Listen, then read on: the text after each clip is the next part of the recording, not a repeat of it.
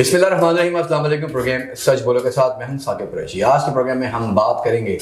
दुनिया की बदलती हुई सियासी सूरत हाल के हवाले से, जिसका इम्पैक्ट ज़ाहिर है पाकिस्तान क्योंकि एशिया के एक ऐसे हिस्से पर वाक़ है कि जिसके असरात हमें इसके साथ जुड़ी सरहदों पर भी नज़र आते हैं। भारत जो हमेशा कोई ना कोई शरारत करता रहता है, और आज एक बार फिर हमने ये देखा कि नरेंद्र मोदी, जिसे RSS का माना जाना मास्टर माइंड कहा जाता है, और ये वही जमात है जिसने इंडिया में भी तबाही की है। नरेंद्र मोदी ने एक बार फिर पाकिस्तान की जो शहरग है मकबूजा जम्मू कश्मीर पर एक बार फिर हमला करने की नाकाम कोशिश की है, जिसमें हमने देखा कि चाइना ने यकीनी तौर पर भारत का ना साथ देते हुए एक नाजायज और गैर कानूनी G20 कॉन्फ्रेंस का बाइकआउट किया। इस कॉन्फ्रेंस के क्या फायदे होना थे और इस कॉन्फ्रेंस से भारत क्या हासिल करना चाहता है, इस पर आज के प्रोग्राम में हम बात करेंगे। साथ हम बात करेंगे ईरान में होने वाले पाकिस्तान के साथ उन मुआहिदों की, कि पाकिस्तान के साथ जो मुआहिदे तिजारती लेवल पर किए गए हैं, इसका पाकिस्तान के मुस्तकबिल पर क्या फायदा होगा। मुआहिदे तो बहुत होते हैं, हुकूमतें करती हैं, चली जाती हैं, लेकिन आइंदा आने वाली हुकूमत वो मौजूदा होने वाले जितने भी मुआहिदे हैं उस पर तनकीद करते हैं। ठीक हमें ऐसे ही नजर आया रूस के साथ होने वाला वो मुआहिदा जो साबिक वज़ीर-ए-आज़म इमरान खान ने पेट्रोलियम मसनूआत से मुताल्लिक सस्ते तेल के लिए रूस से किया था। बाद में कहा गया कि मुआहिदा फर्जी था और मुआहिदा ज़बानी था। क्या हकीकत थी और क्या फसाना रहा, वो भी दुनिया ने देखा कि मौजूदा हुकूमत ने एक बार फिर कोशिश की कि इस मुआहिदे को आगे लाया जा सके। ऐसी बहुत सी एग्जाम्पल्स जिस पर प्रोग्राम में बात होगी, और साथ बात होगी कि जिस तरह के सियासी लीडरान की गिरफ्तारियां हो रही हैं, इसमें क्या हकीकत है, कि गुलजार जंबू की गिरफ्तारी क्यों कर की गई है और इससे क्या हासिल होगा। इन सब पर बात करने के लिए मेरे साथ मौजूद हैं स्टूडियो में नवाज अली साहब। आप सीनियर तज्जियाकार हैं, आप माशी तज्जियाकार हैं, और यकीनी तौर पर बड़ी गहरी नजर रखते हैं दुनिया पर और दुनिया में होने वाले उन तमाम नजरियाती और सियासी असरात पर कि जिसमें पाकिस्तान की डायरेक्ट और इनडायरेक्ट इन्वॉल्वमेंट मौजूद होती है। आपका बहुत शुक्रिया अली साहब। थैंक यू, बहुत शुक्रिया। नवाज साहब, सबसे पहले तो मैं आपने क्योंकि इंट्रो पूरा सुन ही लिया है, और मैं चाहूंगा कि गुफ्तगू आगाज हम यहीं से करें जहां से भारत हमेशा शरारत की कोशिश करता है। ये G20 कॉन्फ्रेंस की क्या जरूरत हुई भारत को मकबूजा जम्मू कश्मीर में इनेकाद करने की, जो कि पहले ही सेंसिटिव एरिया है और अभी तक इसका फैसला नहीं हो सका कि ये पाकिस्तान का हिस्सा है या भारत का हिस्सा, और इस पर हमेशा भारत मुज़ाकरात से दूर रहा। तो इस गैर कानूनी और एक गैर जानिबदार तौर पर जो एक G20 कॉन्फ्रेंस का इनेकाद वहां किया गया, इसे किस तरह देख रहे हैं? देखें साकिब साहब, बहुत शुक्रिया। और मेरा ख्याल है इस वक्त का सबसे अहम मौजू जिसमें रीजनल पॉलिटिक्स और स्पेशली हमारे साउथ एशिया के लिए जो हमारा अपना खिता है उस पर उसके क्या असरात हैं, लेकिन मैं ये कहूँगा कि खाली ना सिर्फ साउथ एशिया पे बल्कि इसके असरात पूरी दुनिया पे हैं। क्योंकि जो आपने एक ओवरऑल इंट्रो में बातें कही हैं उनमें देखें दो इंपॉर्टेंट चीज़ें आती हैं। एक आती है आपकी G20 और G20 की समिट। नंबर 2 पे आपका आ गया कि पाकिस्तान और इंडिया के बीच में जो काफ़ी अरसे से एक चल रहा है कॉन्फ्लिक्ट या जिन इश्यूज़ पे टसल चल रही है उनको देखें। एक्चुअली तो इंडिया का रवैया मेरे ख्याल में बीइंग पाकिस्तानी जितना पाकिस्तान बेहतर तरीके से दुनिया में हाईलाइट कर रहा है इसकी कोई मिसाल नहीं मिलती, क्योंकि डे फर्स्ट से सबसे बड़ी तो दरमी हर बंदा जानता है कि इंडिया ने पाकिस्तान का वजूद ही तस्लीम नहीं किया। फिर आपके सामने पाकिस्तान की जितनी जंगें हुई हैं वो दुनिया में किसी दूसरे मुल्क में नहीं उसकी मिसाल मिलती, क्योंकि 71, 48, 65 इवन इस वक्त तक जितने भी मौके इंडिया को समझ में आते हैं वो उनको हाथ से नहीं जाने देता, जिसमें उनका फॉल्स फ्लैग ऑपरेशंस हों या पाकिस्तान पे डायरेक्ट अटैक हो। इंडिया अपना तसल्लुत जो ज़बरदस्ती इलीगल ऑक्यूपेशन रखना चाहता है उसमें देखें G20 का प्लेटफॉर्म वो इस्तेमाल करना चाह रहा है। अगर G20 से कुछ अर्सा पहले ही आप देखें, कुछ दिनों की बात है कि SCO की एक समिट हुई थी जो गोवा में हुई थी। वो भी एक रीजनल कोऑपरेशन बेस्ड थी जिसमें बिलावल भुट्टो की शमूलियत थी, लेकिन हमने तो चले एक डिप्लोमेटिक और एक उस गुडविल में एक हद तक रीजनल जो कनेक्टिविटी हो, रीजनल कोऑपरेशन हो, उसको प्रमोट किया जाए। अनफॉर्चुनेटली जो इंडिया का रिएक्शन था वो सबके सामने कि उनके फॉरेन मिनिस्टर जो होस्ट कर रहे थे वही क्रिटिसाइज कर रहे थे, लेकिन अगर नहीं था तो आप इनवाइट ही ना करते। अगर आपसे तसल्लुत, आपसे वजूद, आपसे एक मुल्क का नहीं عزم ہو رہا ہے تو آپ ان کو انوائٹ ہی نہ کریں, اپنے بیاف پہ کر دیں. اب یہاں پہ اگر ہم بات کریں G20 کی, تو انڈیا کے لیے اس وقت سب سے بڑا ایشو کشمیر کی اللیگل پوزیشن ہے, جو کہ 2019 کے اگست میں انہوں نے ایک زبردستی ایک جو امینڈمنٹ کر کے کشمیر کو انڈین پارٹ میں کنسیڈر کرانے کی کوشش کی. لیکن آپ اگر بیسیکلی دیکھا جائے تو یونائٹڈ نیشن کی جو کشمیر پہ جتنی ریزولوشنز پاس ہوئی ہیں ان میں ان کو حق خود ارادیت کے ان کی اپنی مرضی کے متعلق ان کو فیصلہ دینا چاہیے کہ چاہے وہ پاکستان کو جوائن کریں, انڈیا کو کریں, یا انڈیپینڈنٹ وہ اپنا اسٹیٹس رکھنا چاہیں. ان سب چیزوں کو وائلیٹ کرتے ہوئے انڈیا کی طرف سے ایک تو یہ ایکشن لیا گیا ہے کہ G20 سمٹ, جو کہ ایک 20 جتنے ایڈوانس کنٹریز ہیں جو اکنامکلی ایڈوانس ہیں, جن میں امریکہ, یورپی یونین, اور اس میں سب سے بڑا دھچکا ان کو یہ لگا کہ رشیا, چائنا, سعودیہ, ٹرکی اور ان کافی ممالک نے ان کا بالکل بائیکاٹ کیا. اب اگر بائیکاٹ کیا تو اس کی سب سے بڑی ریزن یہ کہ ایک تو انڈیا کا G20 سمٹ کا مقبوضہ کشمیر میں سری نگر میں ایک زبردستی فوجی کیمپ میں اس کو کنورٹ کر کے رکھنا, تو یہ یقیناً ایک انٹرنیشنل کمیونٹی کو انڈیا کا مقصد یہ تھا تاثر دینا کہ کشمیر پہ ہمارا فلی جو ہے وہ تسلط قائم ہے, کشمیر ہمارا اٹوٹ انگ ہے. حالانکہ ان کی اپنی جو پروونشنل چیف منسٹر تھی محبوبہ مفتی, ان کی طرف سے بھی اگر آپ دیکھیں کہ اسٹیٹمنٹ آ چکی ہے, ان کے اپنے باقی پولیٹیشینز کی آ گئی ہے. انڈینز اس وقت کی جو گورنمنٹ ہے ان کا جو اوور آل رویہ,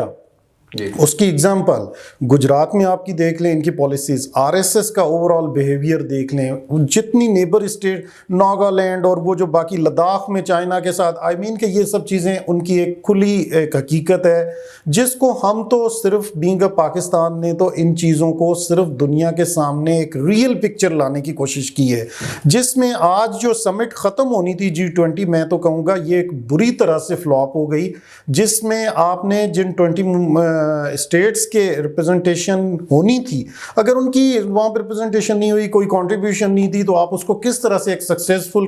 جو ہے سمٹ کا نام دے سکتے ہیں. سو ایک تو چلیں یہ ہو گیا مطلب اس لیول پہ. دوسرا ریجنل کوآپریشن میں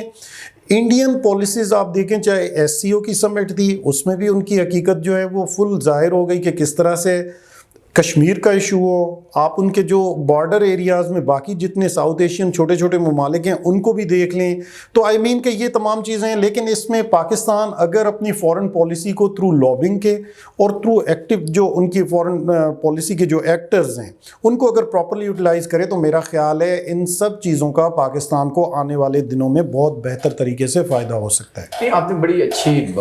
دلیل کے ساتھ بات کی ہے, اور آپ نے بھارت کے اس اقدام سے ہی بات شروع کی ہے جو یقینی طور پر غیر قانونی طور پر اٹھایا گیا. اب یہاں یہ بات بھی امپورٹنٹ ہے, جیسے آپ نے کہا کہ آج ظاہر سی بات ہے کہ ان کی کلوزنگ تھی اور ان کو وہ خاطر خواہ اس طرح کے مفادات یا وہ نتائج نہ مل سکے جس کے نریندر مودی کوشش کر رہا تھا, اور پوری دنیا نے دیکھا کہ یہ ناکام ایک رہا. سری نگر کو بند کر دیا گیا, کرفیو لگایا گیا, اور وہاں پہ جیسے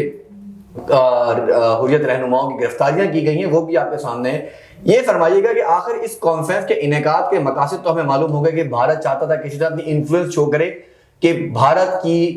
کشمیر میں انفلوئنس کتنی ہے, اور کشمیر کو بھارت کا اٹک انگ جسے کہا جاتا ہے, اٹوٹ انگ, وہ تسلیم کیا جائے, جو کہ ناکام ثابت ہوئے ہیں. لیکن یہ بڑی امپورٹنٹ بات ہے کہ ان سب میں وہ تمام G20 کی وہ کنٹریز جنہوں نے یہاں ہونے کی اپروول دی ہے, وہ اس وقت کیا اقدام ثابت کر گئے ہیں کہ بھارت میں, کیونکہ جو کشمیر ہے یہ ابھی تک وہ سرزمین ہے جس کا فیصلہ ہونا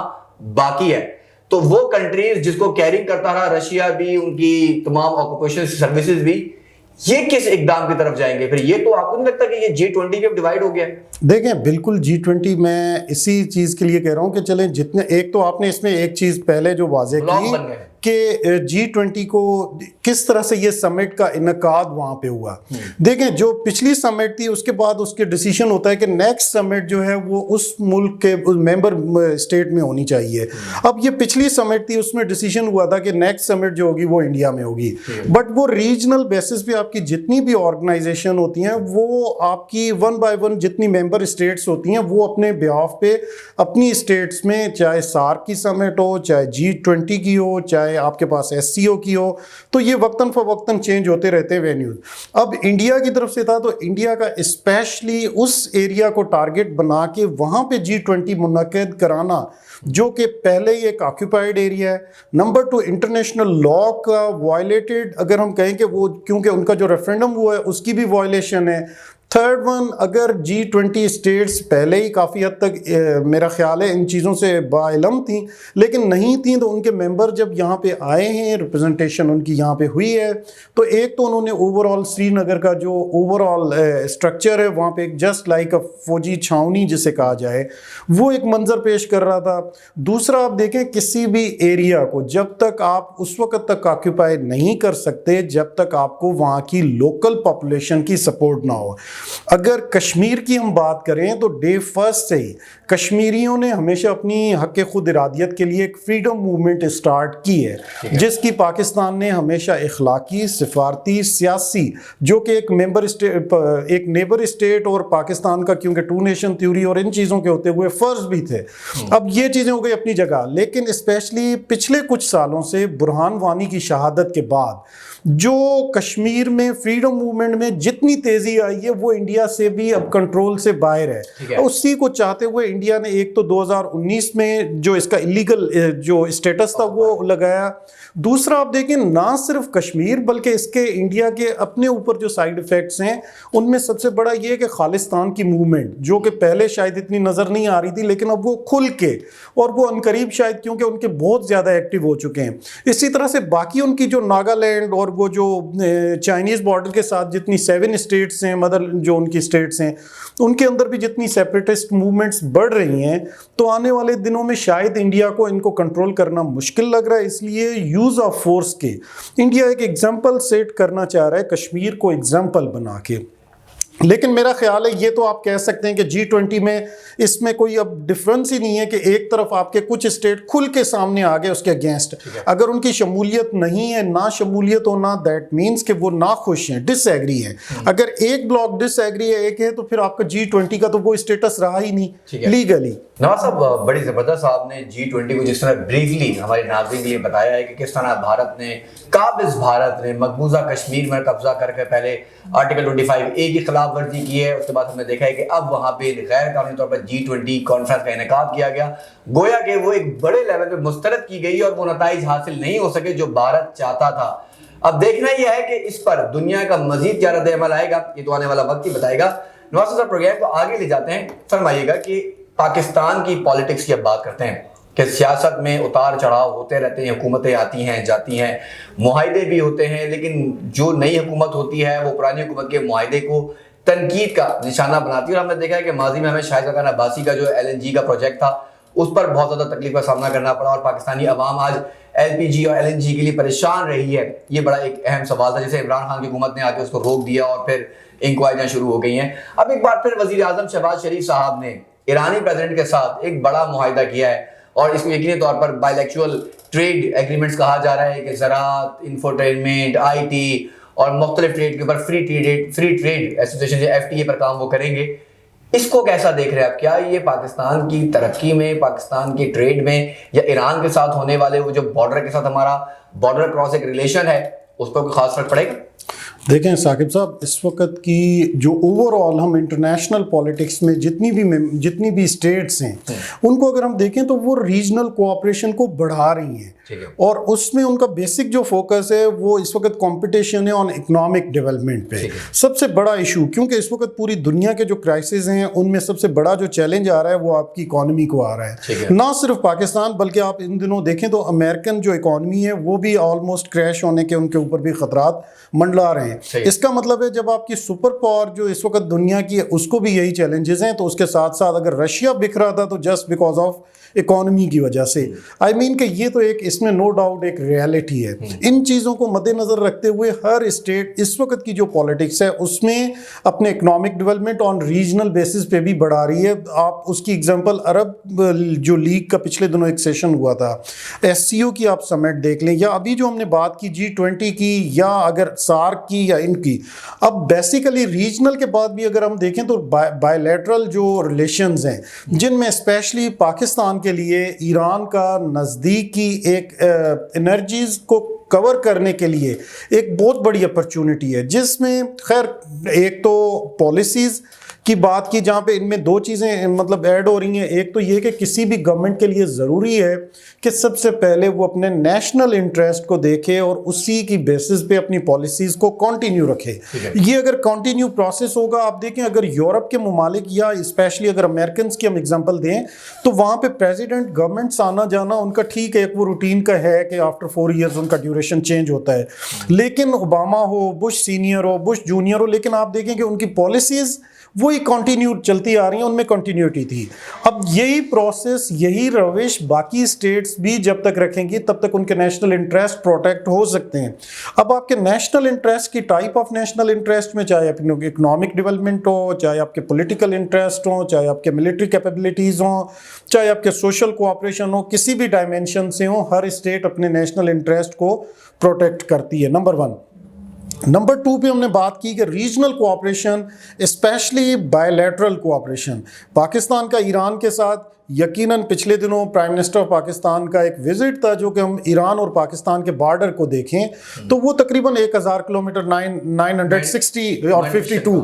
تو وہ کلومیٹرز ہے. لیکن اس میں بھی ہمیں ایران کے ساتھ جو بالکل بارڈر لائن پہ پشین کا علاقہ مند، وہاں پہ فری ٹریڈ ایگریمنٹ جو ہونا ہے اس کے تھرو ایک مارکیٹ کا قیام آنا، جو فرسٹ ون میرا خیال ہے پچھلے دنوں پرائم منسٹر نے اور ایرانی پریزیڈنٹ ابراہیم رئیسی نے افتتاح بھی کیا. یہ ایک اچھا سائن ہے، ایک پازیٹیو ہے کہ چلیں پہلے اسمگلنگ اور باقی چیزیں جو ایلیگل ٹریڈ روٹ تھے یا باقی چیزیں تھیں ان کو ختم کرنے میں مدد ملے گی. نمبر 2 معاشی استحکام آئے گا. 3rd ون لوگوں کو روزگار ملے گا. 4th ون آپ کے ٹریڈ ایگریمنٹس جو ہیں بائیلیٹرل وہ ہوں گے. اس کے علاوہ یہ کہ وہاں پہ ایک اور بڑی جو پیش رفت ہوئی ہے وہ ایران کے ساتھ 100 کلو میگا واٹس کا ایک الیکٹریسٹی کا جیا وہ ہوا ہے، جس سے آلموسٹ گوادر کی پوری جو بجلی کی کیپیسٹی ہے وہ پوری ہو سکتی ہے. پاکستان میں اس وقت باقی جتنے چیلنجز ہیں ان کے ساتھ ساتھ انرجی کرائسس کو کنٹرول کرنے کے لیے بھی ہمیں کافی مشکلات ہیں. اگر اس طرح سے اور ایران کا اتنا اس حد تک کوآپریشن شو کرنا،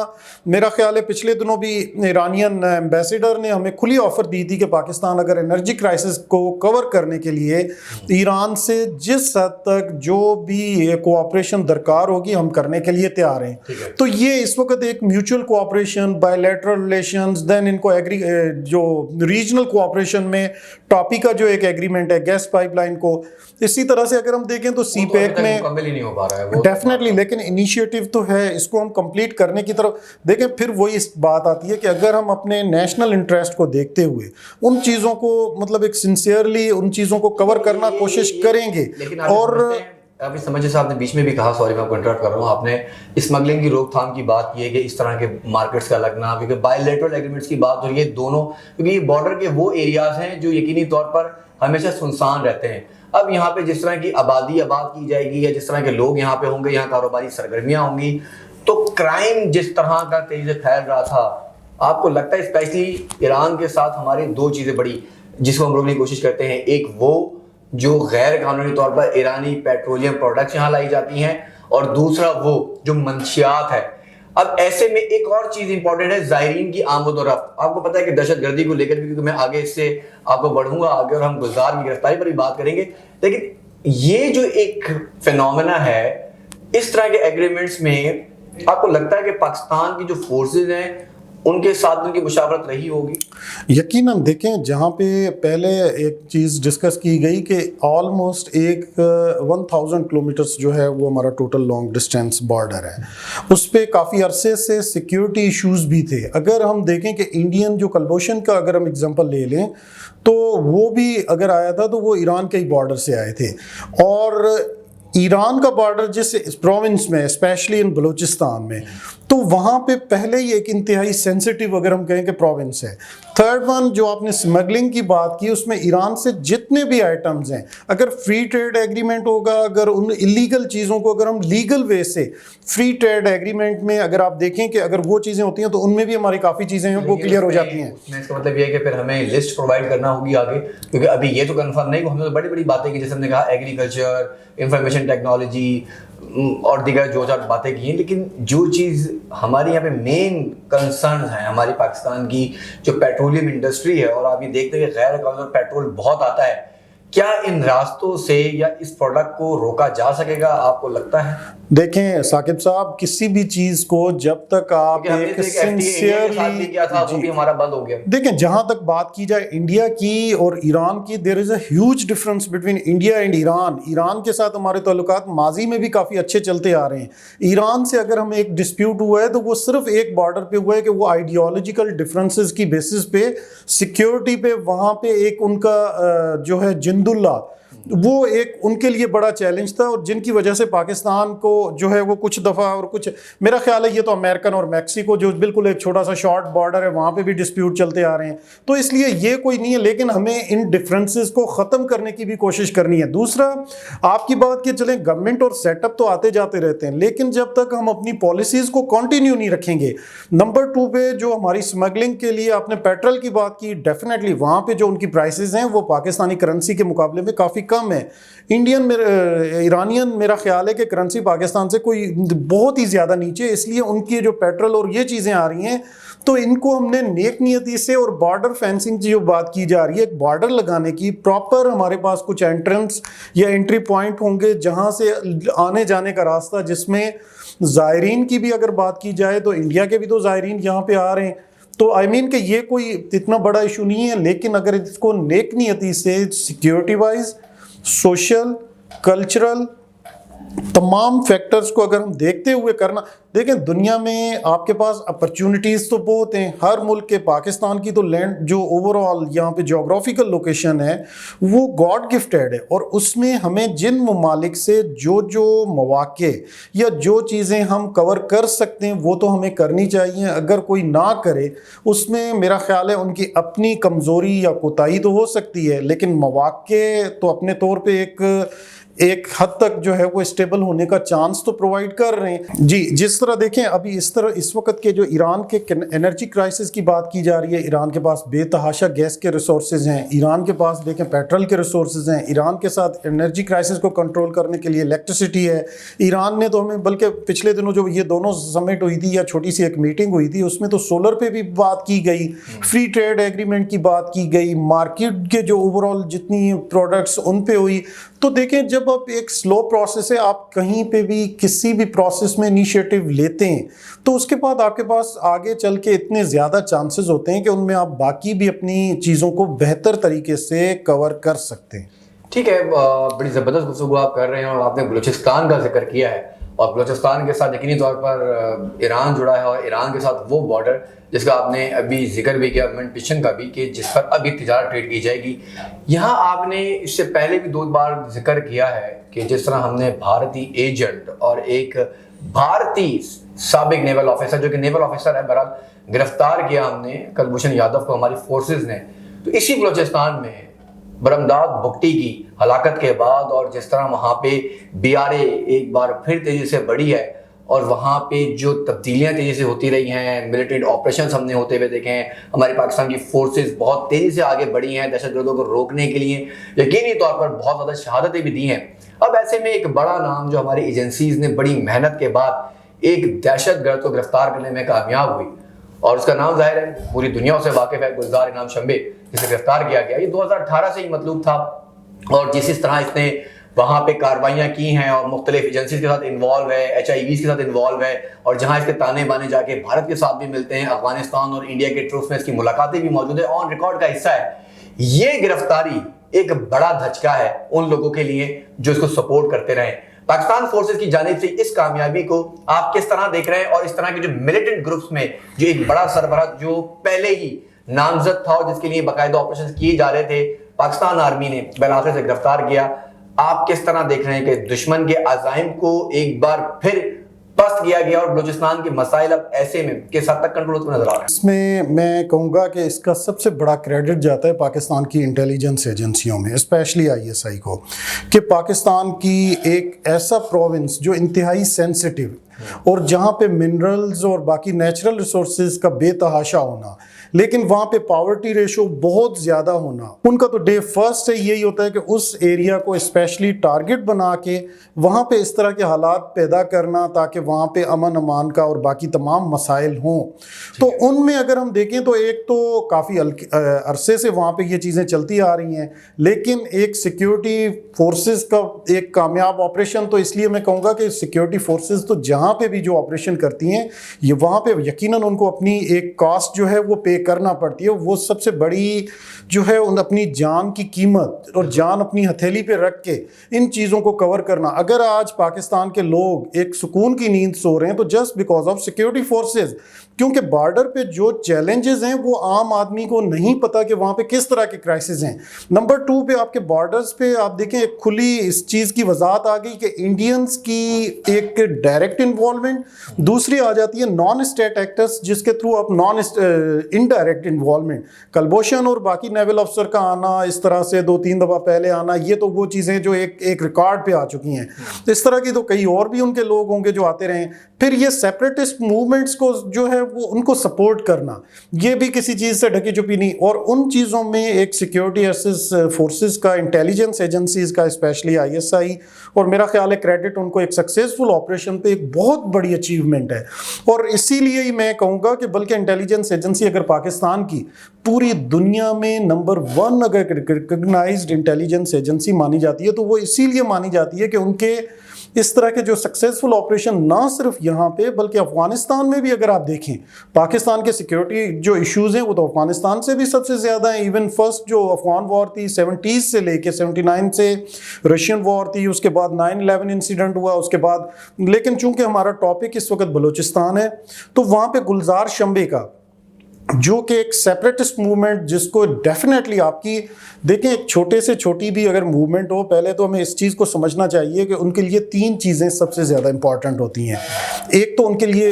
جو ہے فنڈنگ ہو، تاکہ وداؤٹ آپ سورس آف ان کے اکانومی کے آپ کہیں پہ کوئی چیز کر ہی نہیں سکتے. اس کا مطلب اس کو کوئی تو فنڈنگ کر رہا تھا، اور وہ تو اس کے سب سے واضح ثبوت انڈیا کے ہیں، پھر باقی ممالک کے بھی ہوں گے جن سے شاید پاکستان ہضم نہیں ہو رہا. نمبر 2 آپ کے ٹرینڈ لوگ جو گوریلا وارفیئر کی شیپ میں لوگوں پہ اور سیکیورٹی فورسز پہ حملہ کر رہے تھے. 2 تیسرا آپ کے پاس ویپنز اور ان چیزوں کو، یہ تینوں دیکھیں جو فیکٹرز ہیں، جو ایلیمنٹس ہیں، یہ وداؤٹ فارن سپورٹ کے